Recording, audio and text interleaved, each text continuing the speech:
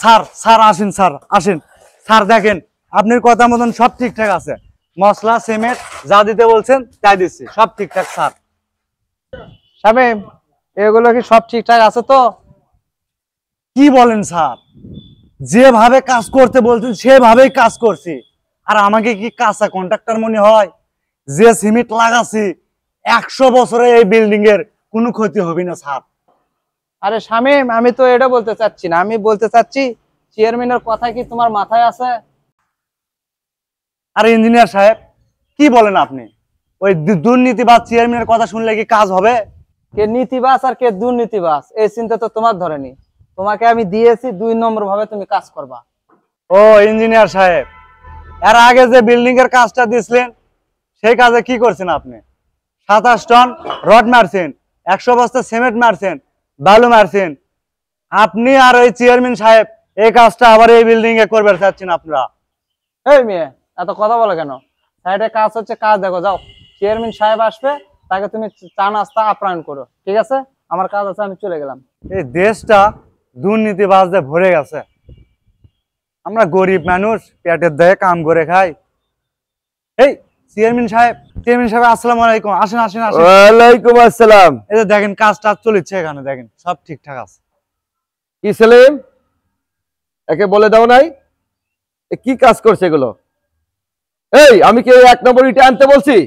হ্যাঁ, তোমরা তো আমার ব্যবসার লাল বাতি জ্বালায়া দিবা মিয়া। এই মিয়া, তুমি ইঞ্জিনিয়ারকে বলো নাই? বলছি স্যার, কি বলছো? বলছি যে 1 নম্বর ইট বাদে 3 নম্বর ইট লাগাতে। এই তো গুড। ওই ছেলে, তুমি বোঝো না টাকা কি আকাশ থেকে আসবে? এই পকেটে টাকা ঢোকা এত সহজ কথা নয় মিয়া। এই 2 আঙ্গুলের কেরামেতি।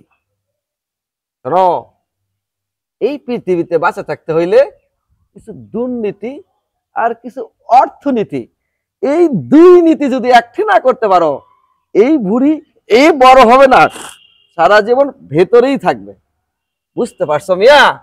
আমার কনস্ট্রাকশনে যত কাজ চলতেছে মনে করবা চেয়ারম্যান সাহেবের কাজ মানেই 2 নম্বরে।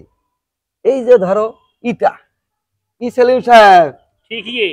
ইটা মানেই 3 নম্বর। আর রড সিমেন্ট এগুলো সব সময় কম দিতে হবে, বালু দিয়ে কাজ করবা।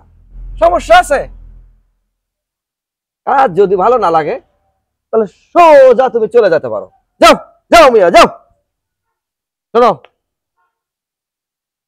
এই কনস্ট্রাকশনে কাজ হবে কোনোভাবেই জানো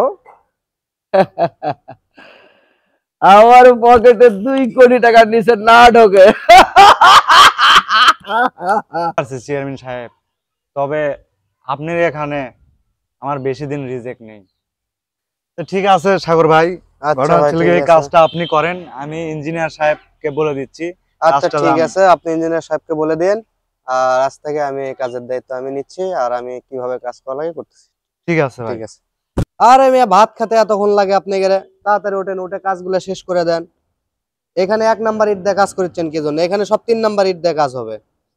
100 বস্তা সিমেন্টের কাজের কথা আছে, সেখানে 50 বস্তা সিমেন্ট দিয়ে কাজ করবেন। বালু 2 নম্বর দিবেন। ইস, টাকাগুলাই প্রজেক্টের সব শেষ করে দিছে রে। 1 নম্বর ইট দিয়ে কাজ করিচ্ছে শালা। আরে মানুষ মরবে তা আমার কি? এই বিল্ডিংটা খালি তল সবর করে দিয়ে আমি বের হওয়া যাওয়ার ফলে আমার টাক।